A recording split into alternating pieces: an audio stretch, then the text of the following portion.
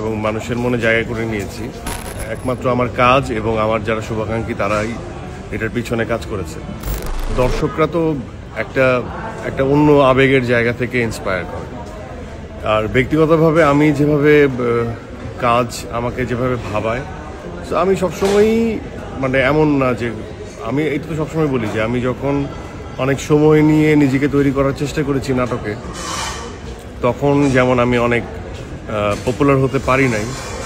আস্তে আস্তে গ্র্যাজুয়ালি আমি দর্শক নন্দিত হয়েছি এবং মানুষের মনে জায়গা করে নিয়েছি।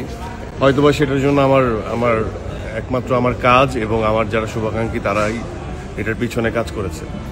এবং একবার যখন জনপ্রিয়তা হয় তখন ওই যে সেটা রক্ষা করতে হয় এবং গুড প্রোডাকশন বা গুড প্রোডাক্ট দিতে হয়, হ্যাঁ, কাজ দিতে হয়। সো ওই জায়গার থেকে কাজও দর্শক নন্দিত হওয়া, ভালো কাজ করা, সেই ক্ষুধাটা সবসময় ছিল।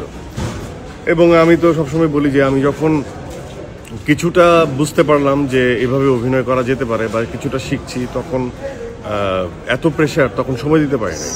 সো আমার মনে হয় যে এই নাটকে দীর্ঘদিন কাজ করার পর এখন আমি যখন অ্যাজ এ মডেল কাজ করি, তারপরে র্যাম্পে হাঁটতাম, তারপরে ভিজুয়াল মডেলিং করলাম, তারপরে নাটকে আসলাম। নাটকে অভিনয় প্রথমে কিছু হতো না, তারপরে লোকে মুখে শুনলাম যে অভিনয়টা হয় কিছুটা। এখনও আমি জানি না যে হয় কিনা, এটা বিনয় না, বাট আমার মনে হয় যে আমি every single day I am learning. প্রিয় দর্শক, মিডিয়া রিলেটেড যাবতীয় সকল আপডেট পেতে আমাদের চ্যানেলটি সাবস্ক্রাইব করে আপনার প্রিয়জনের কাছে শেয়ার করে দিন।